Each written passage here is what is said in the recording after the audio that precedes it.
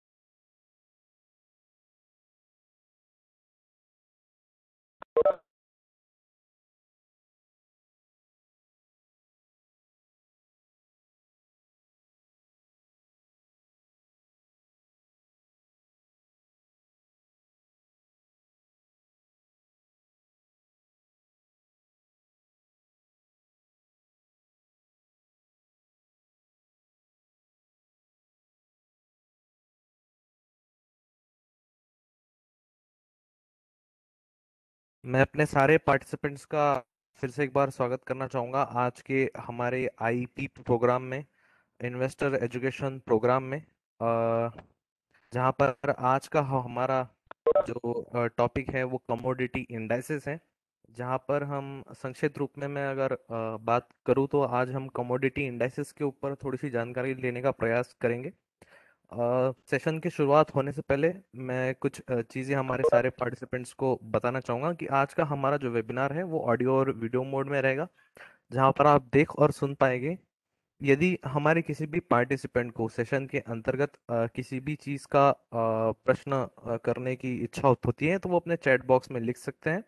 And at the end of the session we'll try to answer every question possible and rectify their queries as well. तो वो ज़्यादा समय ना लेते हुए शुरू करते हैं हम आज का जो सेशन है हमारा।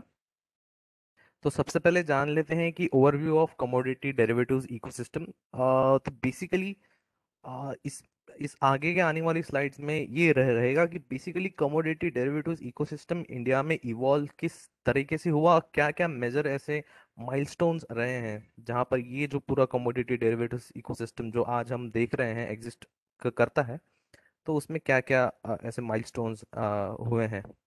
तो अगर हम छोटा सा बैक हिस्ट्री देखें तो इवोल्यूशन ऑफ कमोडिटी एक्सचेंजेस की हम अगर बात करते हैं तो 19 सेंचुरी में सबसे पहला जो कमोडिटी ट्रेड हुआ करता था वो था कॉटन। और उस समय मैं अपने सारे पार्टिसिपेंट्स को बताना चाहूंगा कि उस समय फॉरवर्ड्स में ट्रेड हुआ करता था। Forward is a simple, you can understand, is a piece of paper wherein trade details were noted, and through that it were it where exchange and trade was happened at during 19th century. The first ever commodity which at that time used to trade was cotton, and that's why Bombay Cotton Trade Association was also established in 19th century. तो उसके करीब करीब 10 साल बाद हमने देखा कि बहुत सारी ऐसी कमोडिटीज भी सामने आई, जैसे ऑयल सीड्स है, रॉ जूट है, जिनका ट्रेड होना शुरू हुआ, जिन्हें कैश क्रॉप के रूप में भी आप जानते हैं। जैसे ऑयल सीड्स और रॉ जूट जो है वो कैश क्रॉप का ही एक पार्ट है, तो वैसी क्रॉप्स का भी कमोडिटी के स्वरूप में ट्रेडिंग होने लगा।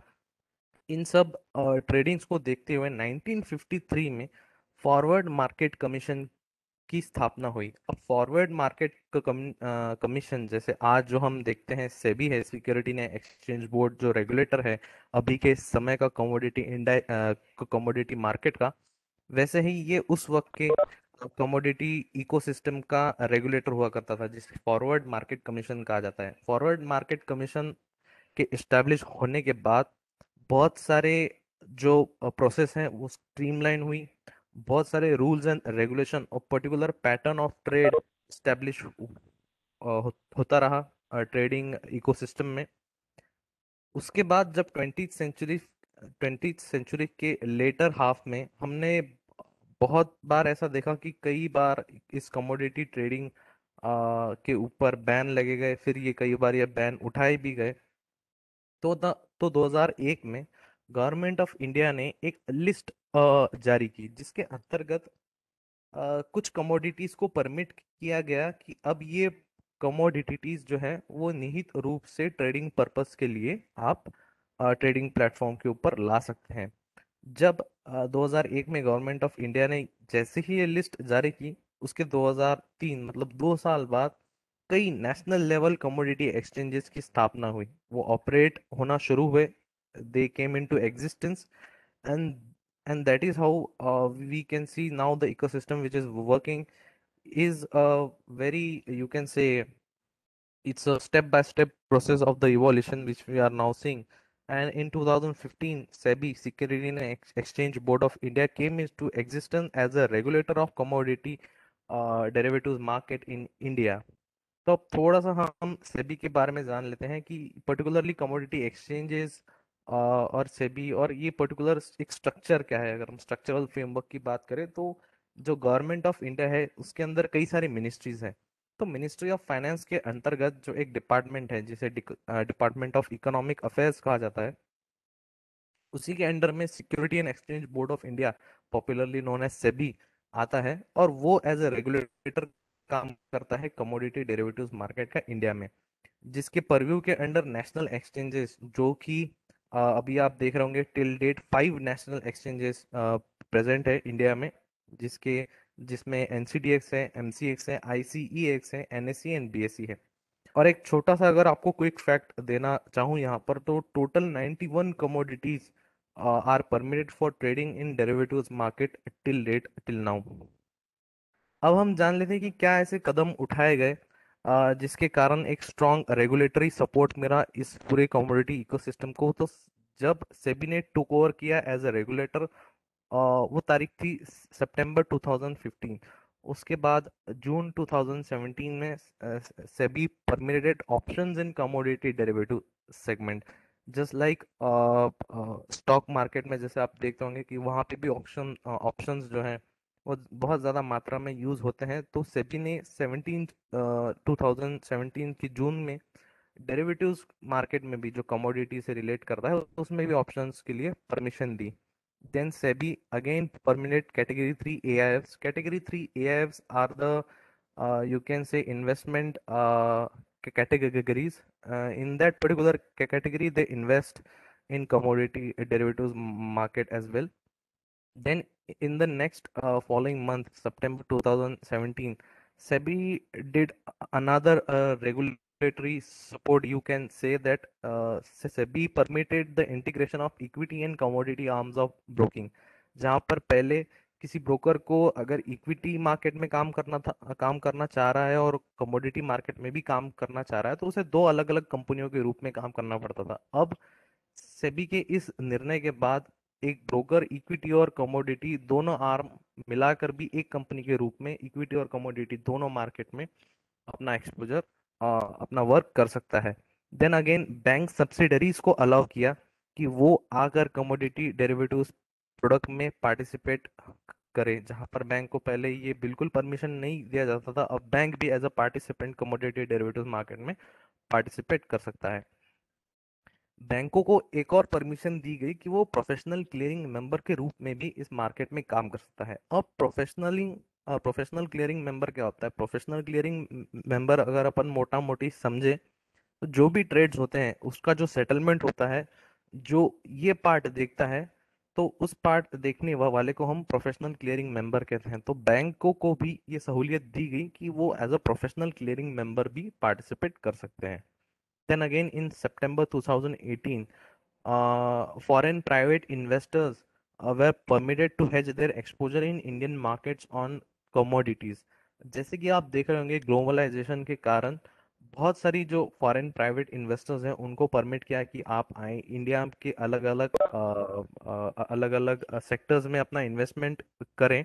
तो उसी प्रकार से कमोडिटी डेरिवेटिव्स मार्केट में भी सेबी ने सितंबर 2018 में फॉरेन प्राइवेट इन्वेस्टर्स को परमिट किया कि वो आप आएं और अपना जो एक्सपोजर है वो हेज करें इंडियन कमोडिटी मार्केट्स में भी। Then again in March 2019, mutual funds and portfolio management services were allowed to participate on commodity derivatives.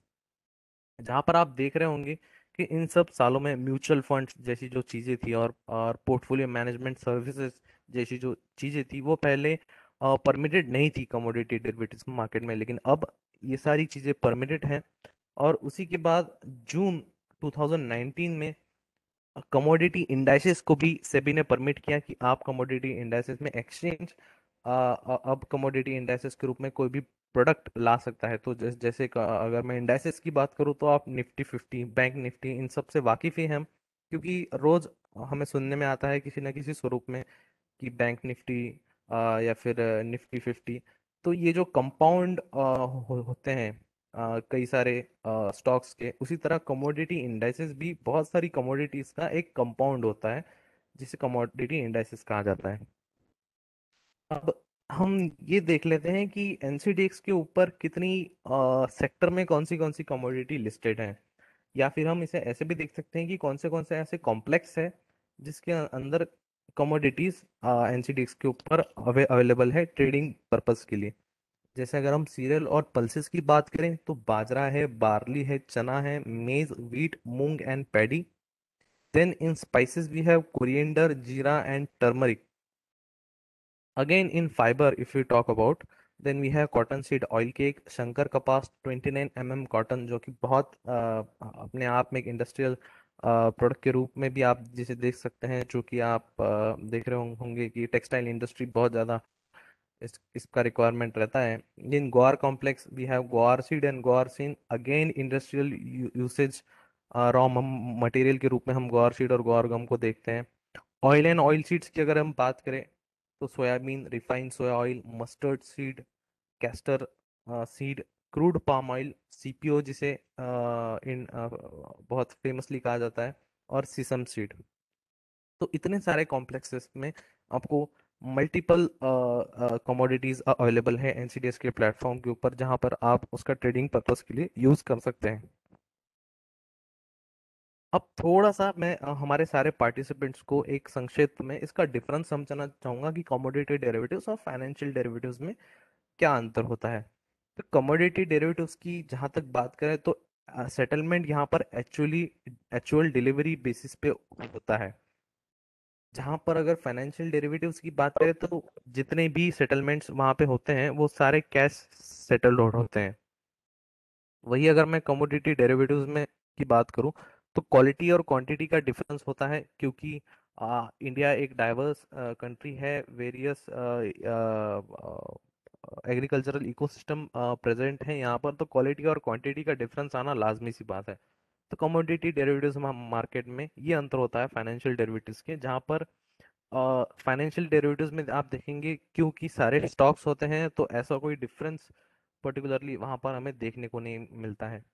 जहाँ पर कमोडिटी डेरिवेटिव्स में होल्डिंग कॉस्ट हम किसे कहते हैं, तो असाइन, वेयर हाउसेस और इंश्योरेंस कॉस्ट को हम होल्डिंग कॉस्ट कहते हैं। वहीं अगर आप फाइनेंशियल डेरिवेटिव्स की बात करें तो उसमें holding cost normally interest cost को माना जाता है।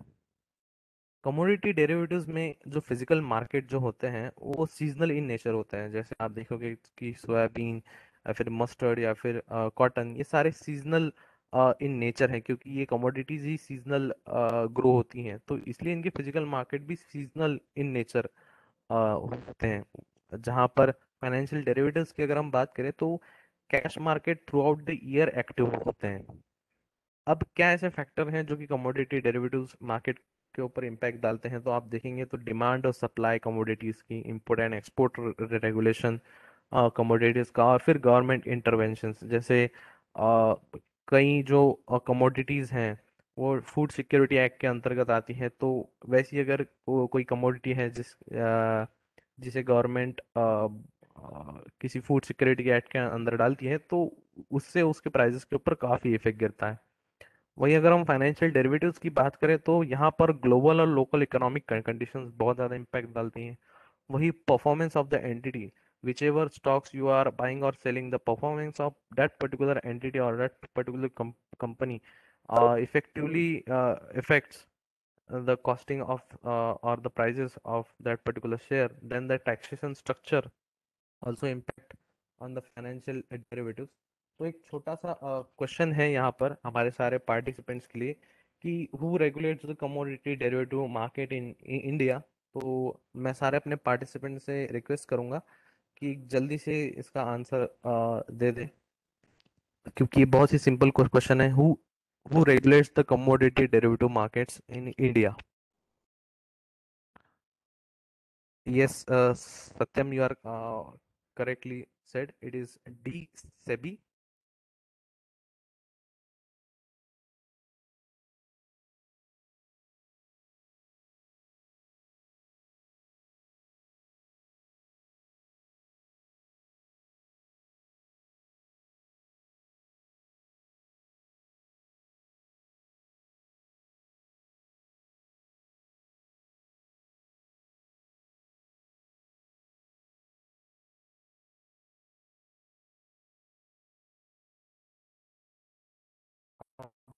हम थोड़ा आगे चलते हैं। अ, अब हम देख लेते हैं हमारी आगे के आने वाली स्लाइड्स में कि risk associated with agricultural commodities. तो मेनली अगर आप क्लासिफाई अगर हम करना चाहें तो पांच ऐसी मेजर रिस्क एसोसिएट होती हैं एग्रीकल्चरल सेक्टर से, जिसे हम ब्रीफली देखेंगे। सबसे पहला तो प्रोडक्शन रिस्क, क्योंकि बहुत सारी ऐसी कंडीशंस निकल के आती हैं जिन्हें हम वेदर कंडीशंस कह सकते हैं, डिसीजेस और पेस्ट का इन्फेस्टेशन, लाइफ स्टॉक का production. Then again you have abnormal agricultural conditions which affect on the production risk, production side also, so that gives you a risk called as production risk. तो ये एक type का risk होता है। जहाँ पर market risk की अगर हम बात करें तो कमोडिटी की प्राइजेस में और क्वांटिटी में बहुत ज़्यादा फ्लक्चुएशन हम हमेशा देखते हैं। तो ये जो मार्केट के प्राइसिंग का और क्वांटिटीज का जो रिस्क रहता है उसे मार्केट रिस्क में हम क्लासिफाई कर सकते हैं। वहीं पे अगर हम देखें फाइनेंशियल रिस्क, तो एक फार्मर है तो उसके साथ भी फाइनेंशियल रिस्क इन्वॉल्व रह रहती है कि एबिलिटी टू पे द बिल्स या फिर टू कंटिन्यू द फार्मिंग, या फिर बैंकरप्सी अवॉइड करने के लिए जो भी एक्टिविटी होती है, तो उससे जो निकल के आता है वो रिस्क, उसे हम फाइनेंशियल रिस्क में क्लासिफाई कर सकते हैं। चौथा जो एक रिस्क निकल के आता है वो है लीगल एंड एनवायरमेंटल रिस्क, जहाँ पर लॉ सूट्स की पॉसिबिलिटी होती है कि दो पर्टिकुलर एग्री से रिलेटेड बिजनेस के अंदर पेटेंट की अगर कोई लॉ सूट निकल के आता है तो वो एक प्रकार का रिस्क ही है। या फिर गवर्नमेंट रेगुलेशंस के अंदर अगर कुछ चेंज होता है तो वो भी लीगल एंड एनवायरमेंटल रिस्क के अंदर आप उसे क्लासिफाई कर सकते हैं। अब एक जो पांचवा इंपॉर्टेंट जो रिस्क है वो है ह्यूमन रिसोर्स रिस्क। अब आप देख रहे होंगे या कई सारे अगर आप न्यूज़ में भी फॉलो कर रहे होंगे, तो एक इनर्ट जो रिस्क निकल के आ रहा है वो है लेबर मैनेजमेंट या फिर एम्पल लेबर की जो प्रॉब्लम आती है फार्मर्स में या एग्रीकल्चरल सेक्टर में, ये भी एक ह्यूमन रिसोर्स रिस्क है। तो ब्रॉडली हम 5 रिस्क में इन इन सब रिस्कों को क्लासिफाई कर सकते हैं। अब इन सब रिस्क से बचने के लिए जो अल्टीमेटली आपके प्राइजेस के ऊपर इफेक्ट डालती हैं, एक्सचेंज ट्रेडेड डेरिवेटिव्स में क्या ऐसे इंस्ट्रूमेंट्स हैं जिनके यूजेस से हम जो प्राइजेस के ऊपर जो इफेक्ट गिरता है, जो प्राइजेस का जो रिस्क एसोसिएट रहता है, उनसे हम कैसे बच सकते हैं। तो 3 इंपॉर्टेंट इंस्ट्रूमेंट्स फिलहाल में इंडियन कमोडिटी डेरिवेटिव्स मार्केट में अवेलेबल हैं, जो कि एनसीडीएक्स के ऊपर भी अवेलेबल हैं, जैसे फ्यूचर्स, जिसमें से एक है ऑप्शन इन गुड्स, जिसमें से दूसरा है, और तीसरा है जो आज का हमारा टॉपिक है, कमोडिटी इंडाइसेस। अब हम थोड़ा सा एक जानने की कोशिश करते हैं कि पर्टिकुलरली ये जो डेरिवेटिव कॉन्ट्रैक्ट्स हैं, ये पर्टिकुलरली होते क्या हैं, या फिर an exchange traded commodity derivatives briefly हम जानने की कोशिश करते हैं कि क्या होता है। तो आप अपनी स्क्रीन के ऊपर देख पा रहे होंगे, it's a particularly a contract offered on a regulated platform, just like NCDX is a regulated platform by SEBI। तो यहाँ पर कॉन्ट्रैक्ट्स ऑफर होते हैं जहाँ पर दोनों पार्टीज, जो कि बाइंग और सेलिंग, जो दोनों पार्टीज हैं, वो एक कॉन्ट्रैक्ट के अंतर्गत एग्री होके उस पर्टिकुलर कमोडिटी का ट्रेड करते हैं। तो इसे हम ट्रेडिंग के रूप में देखते हैं, जो कि pre determined prices at a future date रहती है। तो अगर हम इसे थोड़ा सा ठीक से समझें, तो आप सोयाबीन का वायदा ले रहे हैं आगे के महीनों में एक प्री डिटरमाइंड प्राइजेस के ऊपर। तो इसका एक एक बहुत ही इंटरेस्टिंग सा एक फीचर है ये। और इसके अंदर, इस कॉन्ट्रैक्ट के अंदर का भी कई सारे जो इंपॉर्टेंट फीचर्स हैं जिसका हमेशा हमें ध्यान रखना चाहिए। और वो इस प्रकार से है कि कॉन्ट्रैक्ट की साइज क्या है, कॉन्ट्रैक्ट में लगने वाला मार्जिन कितना है, मार्क टू मार्केट कितना है, ओपन इंटरेस्ट कितना रहता है एक पर्टिकुलर कमोडिटी में, बेसिस मतलब कहाँ से इस कॉन्ट्रैक्ट की जो प्राइजेस हैं वो निकल के आ रही हैं, डिलीवरी कहाँ कहाँ होती है और कौन से एडिशनल डिलीवरी सेंटर्स हैं, then the expiry of the contracts etcetera are many important key features of the contract offered by the exchanges. The key features of the contract are offered by exchanges is just to provide a very beautiful and a nice structured trade facilities for the both the parties, buyers and sellers। क्योंकि जहाँ पे हम देखते हैं कि अभी भी अगर आप जाओगे तो मंडियों में कई सारे जो ट्रेड्स होते हैं वो मुंह बोली या फिर जबानी सौदे होते हैं। लेकिन जब आप किसी रेगुलेटेड प्लेटफॉर्म के थ्रू करते हो, तो जो डिफॉल्ट का जो रिस्क रहता है या फिर डिफॉल्ट का जो परसेंटेज रहता है, और कई सारे जो रिस्क एसोसिएटेड होते हैं, वो बहुत माइन्यूट लेवल पर आ जाते हैं, और आपको एक प्योर और जेन्युइन ट्रेड की जो जो फैसिलिटीज हैं वो मिलती है। अब एक छोटा सा क्वेश्चन है हमारे सारे पार्टिसिपेंट्स के लिए, कि whether SEBI regulate spot market commodity trading also, जहां पर आप ऑप्शंस देख पा रहे हैं।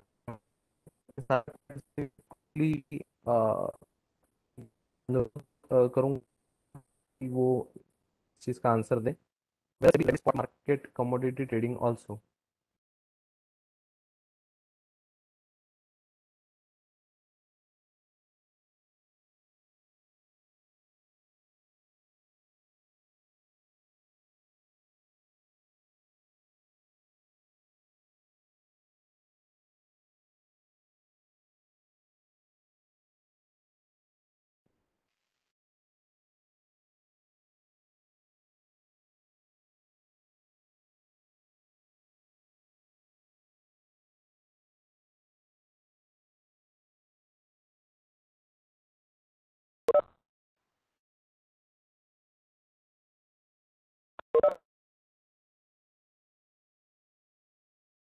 तो जैसे कि मैं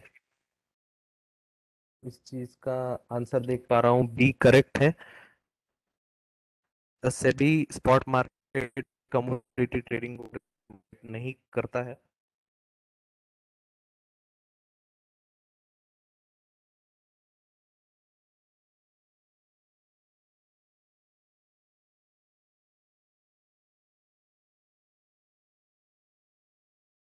अब हम थोड़ा सा आगे चल के देखते हैं हमारी अगले स्लाइड्स में।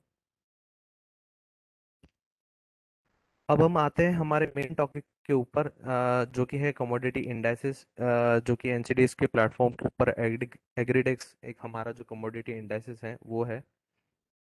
तो बेसिकली एग्रीडेक्स ये कमोडिटी इंडाइसेस है, और ये इंडिया का first return based agricultural futures index है, जो कि 10 हाईली लिक्विड कमोडिटीज को ट्रैक करता है, जो कि एनसीडीएक्स के प्लेटफॉर्म पर अवेलेबल है ट्रेडिंग के लिए, जैसा कि आप निफ्टी 50 या फिर निफ्टी देखते हो। तो अब हम देख लेते हैं कि एग्रीडेक्स के की फीचर्स क्या हैं। तो सबसे पहला जो है, तो the commodity selected on liquidity on exchange platform की, अगर आप बात करेंगे, जो 80% जो इसका पूरा कंपाउंड है वो एडीटीवी के ऊपर है, और एडीटीवी भी अगर 75 करोड़ या 75 करोड़ से ऊपर का आता है तो उन्हीं एडीटीवी कमोडिटीज को मिलाकर इसका इसके सारे कंपोनेंट्स बनते हैं। और अगर आप बात करेंगे कि वैल्यू वेटेड, तो 50-50% वेटेज दिया गया है, जहां पर 50% लास्ट 5 फाइनेंशियल ईयर का नेशनल प्रोडक्शन को 50% इसका वेटेज दिया गया है, और लास्ट 1 ईयर का calendar trading value on the exchange is given the 50% weightage for value weightage derivation. Then the floor and cap भी इसमें enforce किया गया है सेक्टोरल वाइज भी, जहां पर कोई भी जो कमोडिटी है वो एक पर्टिकुलर अपनी तरफ इसे शिफ्ट ना कर पाए, या एक कमोडिटी है वो कोई निग्लेक्ट ना हो जाए, जो कि आप कमोडिटी सिलेक्शन में भी देख पा रहे होंगे कि both upstream and downstream commodity are considered uh, in this agridex. And again, the rebalancing happens on 1st of April, wherein in the rebalancing, reselection of the commodities, reassigning of the weightage, and again, the criteria of the component selection is again evaluated, and the commodities are again rebalanced in this particular manner. और इसका जो roll over होता है वो हर month के expiry के बाद 3 दिन में होता है, जैसे 33% पहले दिन पे, दूसरा 66% में, और थर्ड जो है वो जो थर्ड डे में आता है वो रिमेनिंग जो कि बच जाता है उसका रोल ओवर, ऐसा होता है।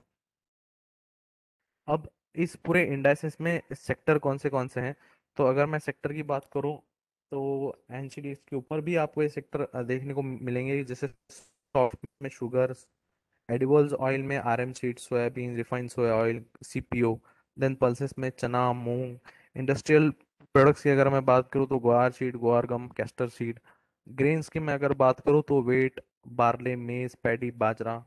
अगर मैं कॉटन कॉम्प्लेक्स की बात करूँ तो यहाँ पर कॉटन सीड ऑयल के, कपास, कॉटन।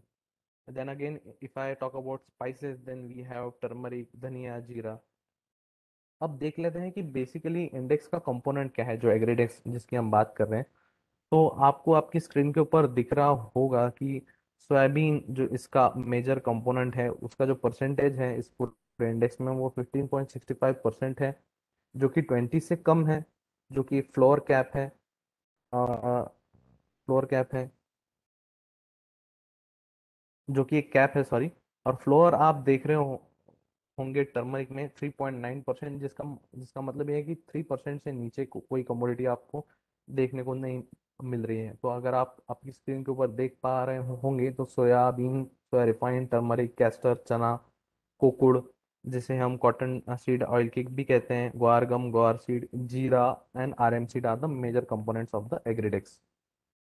अब हम देखते हैं return and volatility for the period of April 2016 to March to 2021। तो टिल 26 अप्रैल 2021 आप देख पा रहे होंगे कि काफी रेगुलर इसने रिटर्न दिया है, और बहुत अच्छा इसका पॉजिटिव ट्रैकिंग रहा है। एनुअलाइज वोलेटिलिटी की अगर हम बात करें तो 2016 से लेकर तो अप्रैल 2021 तक अगर हम देखें, तो ऑन एन एवरेज की अगर मैं बात करूं, तो इन बिटवीन 15% टू 20% इसकी एनुअलाइज वॉलेटिलिटी निकल के आती है, जो कि अपने आप में एक बहुत अच्छी वॉलेटिलिटी मानी जाती है किसी भी इंडेक्स के लिए। Then again for our participants we have a short question, which seven factors affect the prices of agri commodity. So पहला है weather conditions, then we have B option agricultural production, then you see changes in import and export policies, and D of the above.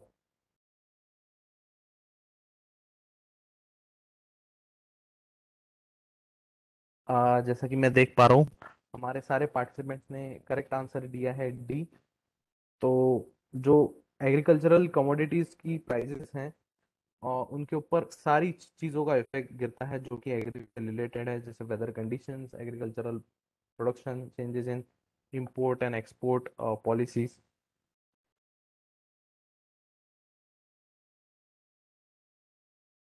अभी अगर हम correlation की बात करें एग्रीडेक्स और इसके कंस्टिट्यूएंट्स की मार्च 2021 इस डेट को ध्यान में रखते हुए, तो आप देख पा रहे होंगे कि एग्रीडेक्स का जितने भी इसमें कंपोनेंट हैं जो कि एक हायर परसेंटेज में है उनके साथ इसका रिलेशन अच्छा है।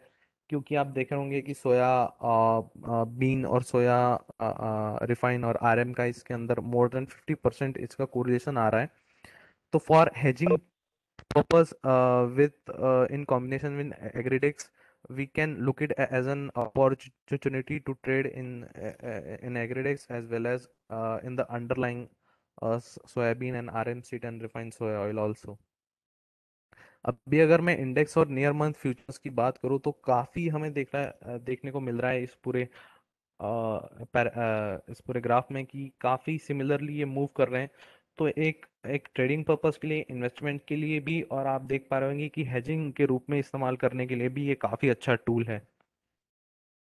अगर हम फूड प्राइस इन्फ्लेशन की बात करें तो इंडिया में अगर फूड प्राइस इन्फ्लेशन हमें कैलकुलेट करना है या फिर किसी एक इंडेक्सेस को एज अ बेंचमार्क देखना है, तो फूड प्राइस इन्फ्लेशन के लिए हम दो तरीके के इंडेक्सेस को देखते हैं। एक है सीपीआई, एक है WPI. CPI is consumer price index, then WPI is wholesale price index. जहां पर अभी अगर मार्केट को फॉलो कर रहे हो तो काफी जो फूड आइटम्स है उसके काफी रेट जो है वो यू कैन से on a very high prices.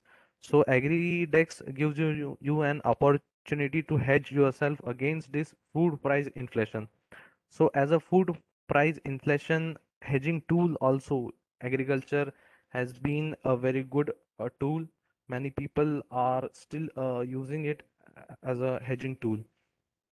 तो आप देख रहे होंगे कि सीपीआई जो है वो, अगर हम होलिस्टिकली बात करें तो 0.47% का इसका कोरिलेशन है। वही अगर W P I wholesale price index की हम बात करें जो कि फूड से रिलेटेड है, तो 0.50% इसका कोरिलेशन आपको देखने को मिलता है। सबसे ज़्यादा जो इसका रिलेशन है जो है वो कंज्यूमर फूड प्राइस इंडेक्स का आपको मिल रहा है अर्बन एरिया में, क्योंकि अर्बन एरिया में फूड प्राइसेस जो अपन पैक्ट इसमें देखते हैं उनके काफ़ी जो प्राइसेस हैं वो एलिवेटेड साइड में अभी आप देख पा रहे होंगे। तो इसी के कारण 0.53% इसका आपको कोरिलेशन दिख रहा है एग्रीडेक्स के साथ।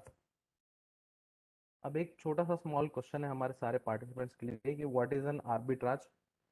तो इसके चार ऑप्शंस हैं: entering into sale and purchase transaction in spot market, purchase transaction in spot and futures market, simultaneously entering into selling and purchase transaction in two or more markets. Then D, entering into sell transaction in spot and futures market.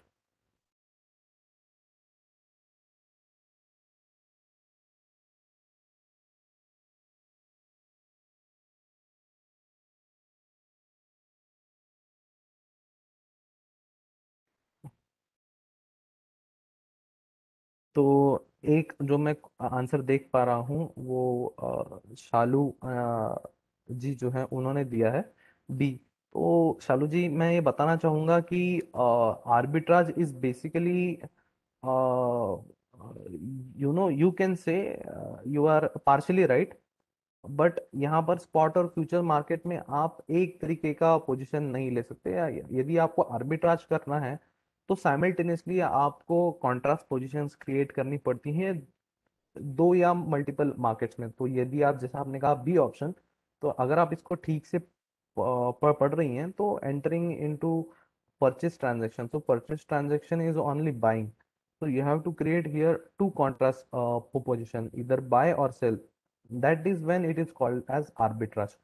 So I hope your that particular answer is rectified here.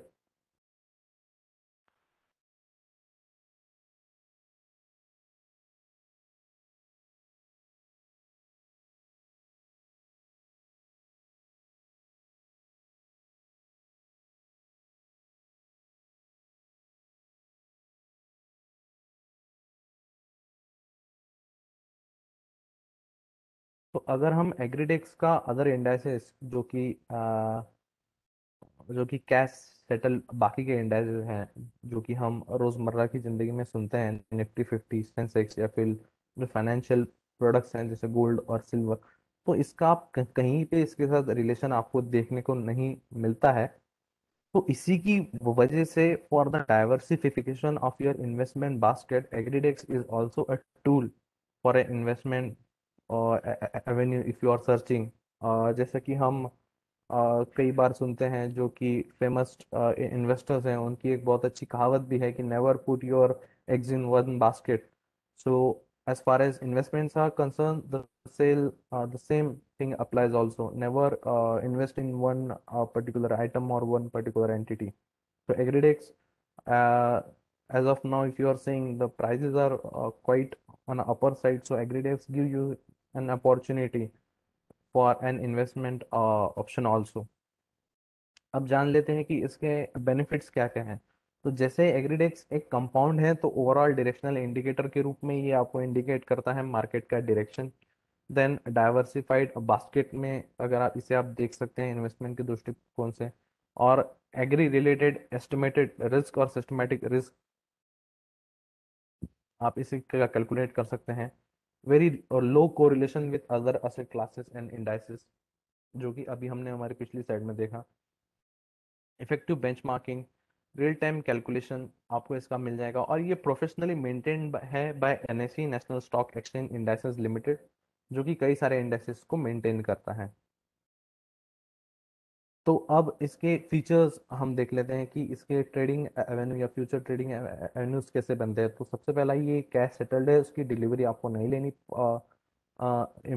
मतलब नहीं, आप लेना चाहे तो भी ले सकते हैं, नहीं लेना चाहे तो भी नहीं ले सकते हैं। इवेंचुअली ये कैश सेटल होने के कारण ये सारी इसके अंदर जो इसकी आप बोल सकते हो कि एडवांटेज हैं, जैसे आप इसमें शॉर्ट टर्म हेजिंग कर सकते हैं, short term scalping you can do, overall directional indicator आप इसका यूज कर सकते हो, देन इंडेक्स आर्बिट्राज के रूप में भी आप इसका यूज कर सकते हो, देन अगेन कैलेंडर स्प्रेड के रूप में आप इसे देख सकते हैं, एंड परफॉर्मेंस एनालिसिस के लिए भी आप इसका यूज कर सकते हो, and estimation of systematic risk.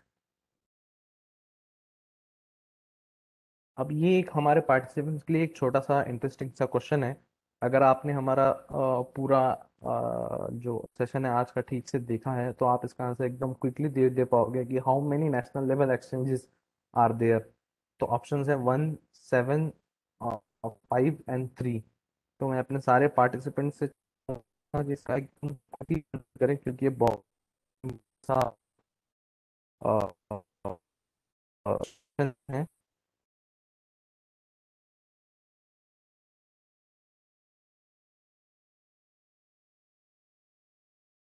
Correct, correct, correct. तो जैसे कि मैं देख पा रहा हूँ हमारे पार्टिसिपेंट सारे सही जवाब दे रहे हैं। As of now till date 5 national level exchanges are there in Indian commodity ecosystem.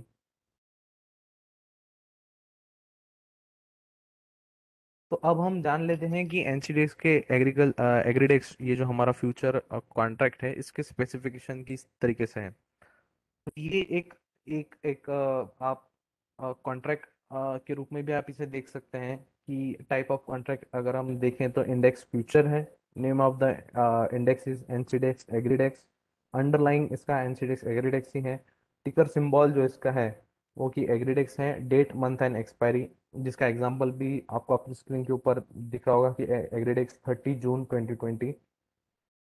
Trading system जो इसका है वो एनसीडीएक्स ट्रेडिंग सिस्टम है। यूनिट ऑफ ट्रेडिंग अगर आप देख पा रहे हैं तो 1 लॉट, इसके अंदर 500 यूनिट्स हैं एक लॉट के अंतर्गत। सेटलमेंट मैकेनिज्म इसका कैश सेटल है। मैक्सिमम ऑर्डर साइज जो आप एक साथ डाल सकते हैं वो 50 लॉट का है। कोटेशन या फिर बेस वैल्यू आप किस रूप में देख रहे हैं, तो रुपीस पर यूनिट। इसका टिक साइज जो है वो 25 पैसे है, मतलब आप 25 पैसे के मल्टीपल में ऊपर और नीचे दोनों साइड में अपने बिड और आस्क लगा सकते हैं। Then again minimum initial margin जो इसके ऊपर रिक्वायर्ड है वो 6% है। तो पूरे कॉन्ट्रैक्ट का अगर आप वैल्यू निकालें तो 5.5 से 6 लाख के ऊपर जाता है, तो 6% मार्जिन में आप इस पूरे कॉन्ट्रैक्ट में एंटर हो सकते हैं।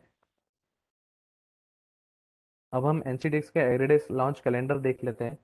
तो एक लॉन्च कैलेंडर भी अपने आप में इम्पोर्टेंट होता है कि अगर आपको कैलेंडर स्प्रेड करना है या फिर आर्बिट्राज करना है, तो कैलेंडर स्प्रेड का कैलेंडर लॉन्च कैलेंडर जो है वो काफ़ी इम्पोर्टेंट हो जाता है। तो आप देख पा रहे होंगे कि लगभग सारे मंथ्स में ये जो इसका फ्यूचर है ग्रेडेक्स का वो लॉन्च होता है। अब कुछ इन्वेस्टर्स गाइडलाइन है जो कि आप अगर एक बार स्क्रीन के ऊपर देख भी लें तो भी आपको समझ में आ जाएगा। अगर मैं थोड़ा आपको एक जिस्ट दूं इसके बारे में, तो सेबी और एक्सचेंज के ऊपर जो भी सर्कुलर आते हैं वो आपको रीड करने हैं। बिल और कॉन्ट्रैक्ट नोट्स हर एक सेटलमेंट के बाद आपको इंसिस्ट करना है कि आप अपने ब्रोकर से लें।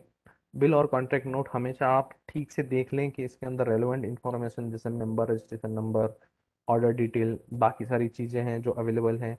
अपना केवाईसी आप रेगुलरली करवाएं।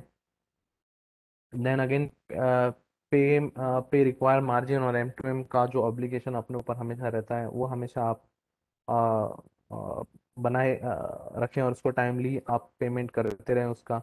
देन अगेन आपको डब्बा ट्रेडिंग से दूर रहना है क्योंकि ये एक इलीगल प्रैक्टिस है और जो कि रूल एंड रेगुलेशन के अंतर्गत नहीं आती है। देन अगेन आपको, आप जब भी अपने ब्रोकर को चेक दें या फिर डिमांड ड्राफ्ट दें तो उसका नाम जो उसके सेबी रजिस्ट्रेशन सर्टिफिकेट के ऊपर है उसी के अनुरूप आप लिखें, या फिर कॉन्ट्रैक्ट में जिस तरीके से उसका नाम दिए गए हैं उसी तरीके से लिखें। Funding from unauthorised intermediaries aren't covered under settlement guarantee mechanism of the exchange. इसलिए आप किसी भी अनऑथराइज्ड इंटरमीडिएटरी से फंडिंग ना लें। अब यदि आप इसके विपरीत अगर आप करते हैं तो आपको इसकी हानि होती है, जो कि हमने इस स्लाइड में प्रेजेंट करने की कोशिश की है। कि जैसे don't undertake of market transaction, माने आपको डब्बा ट्रेडिंग नहीं करनी है। Alluring advertisements, rumours, hot tips जो कि मार्केट में फ्रीक्वेंटली चलती हैं, तो उसके झांसे में आपको नहीं आना है।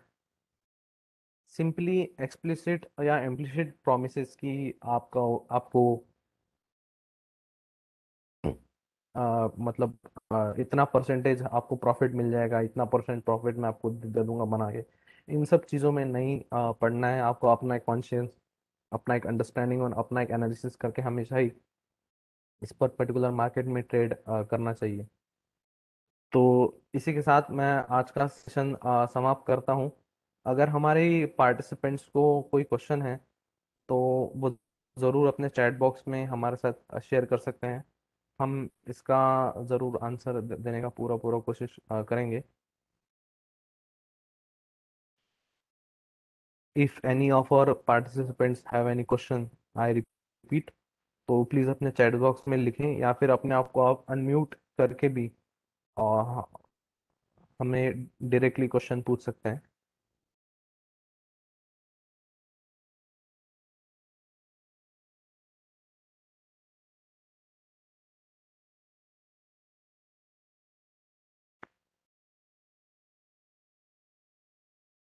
जैसा कि मैं देख पा रहा हूँ कोई क्वेश्चन नहीं है। तो एनसीडीएक्स आपके लिए ऐसे ही कई सारे वेबिनार की सीरीज लाता रहा है और हमेशा लाता रहेगा। तो मैं अपने सारे पार्टिसिपेंट्स को ये रिक्वेस्ट करना चाहूँगा कि जो हमारे जितने भी आपकी तरफ जो पहुँचती हैं सारी चीज़ें वो आप स्प्रेड करें और अपने सारे जो दूसरे फ्रेंड्स या फिर फैमिली है उसके अंदर भी सर्कुलेट करें, ताकि उन्हें भी एग्री का कमोडिटी डेरिवेटिव्स मार्केट का नॉलेज मिलता रहे। और जो इसमें अब तक इसके नॉलेज ना होने के कारण इससे दूर थे वो इसमें आ पाए। तो इसी के साथ मैं आज का सेशन समाप्त करता हूँ और एक बार और धन्यवाद करता हूँ हमारे सारे पार्टिसिपेंट्स का कि उन्होंने आज के सेशन के लिए अपना कीमती समय निकाला। Thank you so much for your time. and have a nice evening.